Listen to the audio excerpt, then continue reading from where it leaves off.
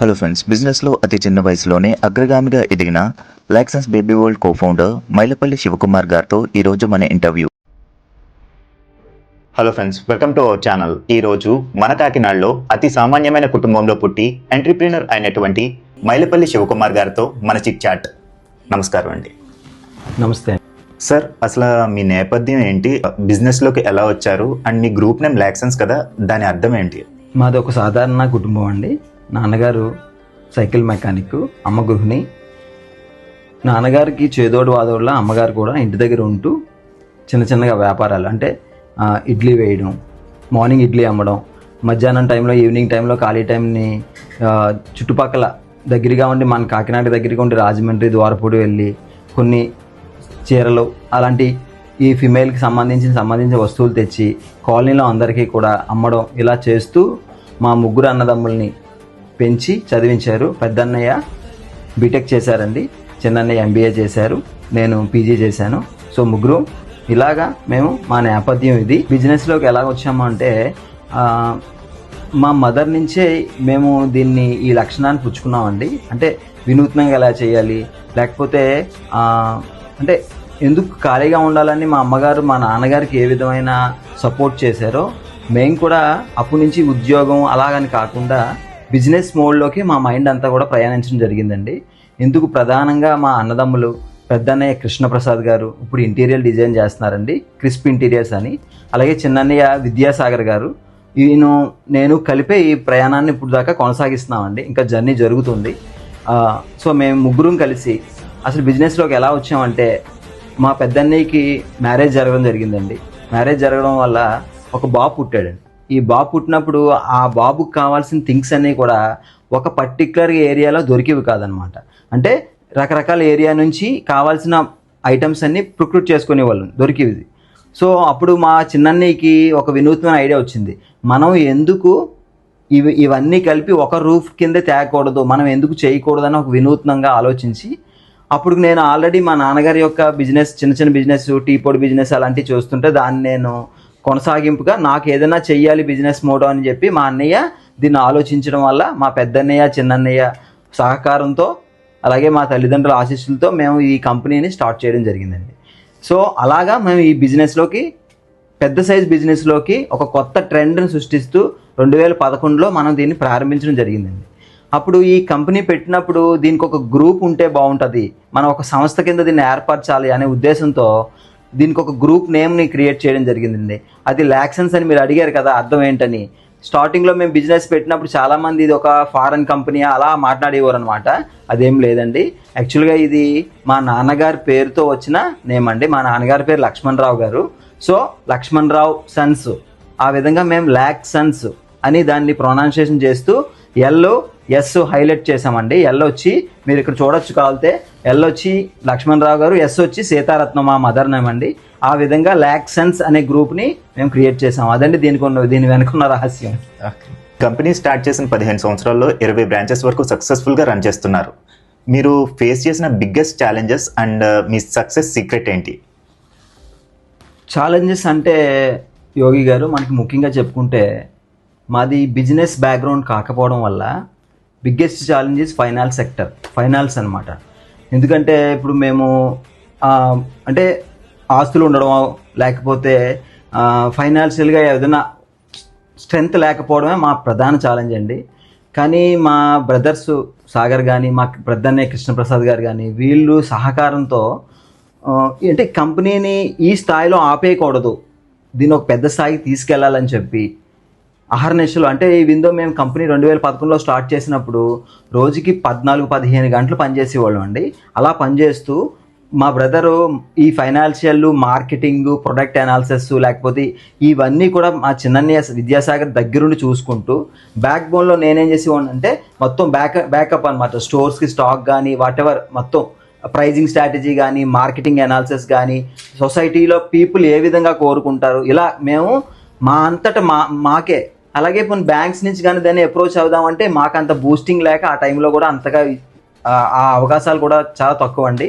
కానీ మేమే ఎక్కువ కష్టపడుతూ బిజినెస్ని గ్రోత్ చేసుకుంటూ తక్కువ టైంలోనే నెక్స్ట్ కమింగ్ బ్రాంచెస్ని డెవలప్ చేసుకుంటూ దాంతో పాటుగా ఒక 5 years బ్యాక్లో మా బ్రదర్ చిన్నన్నీకి వచ్చిన ఒక వినూత్న ఆలోచన ఏంటంటే, మనమే చేయడం కాకుండా ఈ ఫైనాన్షియల్ సెక్టర్ నుంచి మనలాంటి చాలామంది ఉంటారు, వాళ్ళది కూడా వాళ్ళ బిజినెస్ని మనం లీడ్ చేసి ఒక ఫ్రాంచైజీ మోడ్ని క్రియేట్ చేసి ఆ ఫ్రాంచైజీ మోడ్ ద్వారా మేము ఒక 10 బ్రాంచ్లని బయట ప్రజలకి, బయట జనాలకి, వేరే వేరే టీమ్ పీపుల్కి ఇవ్వడం జరిగిందండి. ఫ్రాంచైజీస్ కూడా మేము ఇవ్వడం జరగడం వల్ల ఈ మాకున్న ఫైనాన్షియల్ సెక్టర్తో కొంచెం, అలాగే బయట నుంచి వచ్చిన ఫండింగ్ ద్వారా ఇంకొంచెం కలిపి ఇన్ని మల్టిపుల్ బ్రాంచెస్ని స్థాపించగలిగామండి యోగి గారు.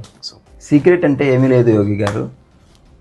ప్రధానంగా మేము ఎంచుకున్న ప్రోడక్ట్ కానీ, అలాగే ఏరియా కానీ, పెట్టుకున్న ఏరియా కానీ, అలాగే దాన్ని ప్రొక్యూట్ చేసే విధానం కానీ, అలాగే మాకు ఎంతగా ఆదరించిన కస్టమర్స్, వీళ్ళే మా సీక్రెట్ అండి.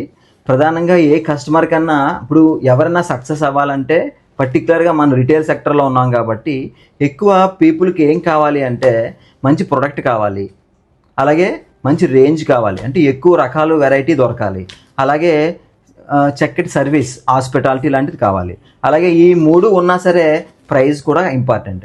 సో ఈ ప్రైస్ ఏదైతే మార్కెట్ స్టాండర్డ్స్కి అనుగుణంగా మనం తెచ్చిన ప్రోడక్ట్ని తగ్గట్టుగా ప్రైజింగ్ స్ట్రాటజీ వేసుకుంటూ, సో ఈ 4ని కస్టమర్కి చేరవేయడం ద్వారా మేము ఇన్ని తక్కువ టైంలో ఎక్కువ బ్రాంచెస్ని పెట్టడం కానీ, మార్కెట్ని డెవలప్ చేయడం కానీ, మాకంటూ ఒక కస్టమర్ బేస్ని ఏర్పాటు చేయడం కానీ జరిగిందండి. అలాగే ఒకసారి మనం బ్రాండ్ ఏదైతే బిల్డ్ చేసామో, మాకు ఒకనొక టైంలో ఒక 5 years బ్యాక్ అయితే మా దగ్గర ఎక్కువ ప్రైస్ ఉంటుందని ఒక రకమైన బ్యాడ్ టాక్ ఉండేది. అంటే బ్యాడ్ టాక్ అని కాదు, అంటే చాలామంది మా దగ్గరికి వచ్చేవారు కాదనమాట. కానీ దాన్ని మేము అంటే ట్రెండ్కు తగ్గట్టుగా మేము ఓకే పీపుల్ ఇలా కోరుకుంటున్నారు, ఇలా కావాలనుకుంటున్నారు, సో వాళ్ళకి తగ్గట్టుగా మనం అందించడం ద్వారా గత 5 సంవత్సరాల నుంచి ఒకసారి ఎవరైనా విజిట్ చేసిన వాళ్ళు కూడా, రాలేని వాళ్ళు కూడా వచ్చి, అరే మీ దగ్గర ఈ ప్రైజెస్ ఉంటాయా, ఇంత తక్కువగానే ఉంటాయా, మేము ఎంతో ఎక్కువగా ఉంటాయా అని అనుకునే వాళ్ళం అని ఈ చేంజెస్ కూడా తీసుకురావడం జరిగిందండి. అలాగే ఈ కాలానుగుణంగా మనం మారడం కూడా మన సక్సెస్లో ఒక సీక్రెట్ అండి. ఇప్పుడు అంతా ఆన్లైన్ ట్రెండ్గా జరిగిందండి, ఆన్లైన్ ట్రెండ్గా ఉంటుందంతా. సో మేము కూడా ఆన్లైన్ 1 hourలో డెలివరీ ఇవ్వడానికి కూడా ప్లాట్ఫామ్స్ మేము కూడా సిద్ధం చేయడం కానీ, ఇప్పుడు ఎగ్జిస్టింగ్ స్టోర్లో ఆన్లైన్తో ఈక్వల్గా ప్రైజెస్ని మేము ఇవ్వడం కానీ, ఇవి కూడా మేము ప్రజెంట్ సక్సెస్గా రన్ అవ్వడానికి ప్రధాన కారణాలని చెప్తాను యోగి గారు. ఇప్పటి వరకు బేబీస్ కోసం ఒక ప్రపంచాన్ని క్రియేట్ చేశారు అండ్ రీసెంట్గా నైవేర్ కూడా స్టార్ట్ చేశారు. ఈ బేబీ వరల్డ్కి నైవేర్కి డిఫరెన్స్ ఏంటండి? బిజినెస్లో ఎప్పుడు ఒకే కేటగిరీలో ఉండకూడదని మా అన్నయ్యలు ఎప్పుడు చెప్తూ ఉండేవారండి. సో అందుకని ఏదైనా బేబీ ఇండస్ట్రీ కాకుండా వేరే అదర్ దెన్ ఏదైనా పెట్టాలని ఒక ఉద్దేశంతో 2024 నుంచి నేను మార్కెట్ అనాలిసిస్ చేయడం జరిగింది యోగి గారు.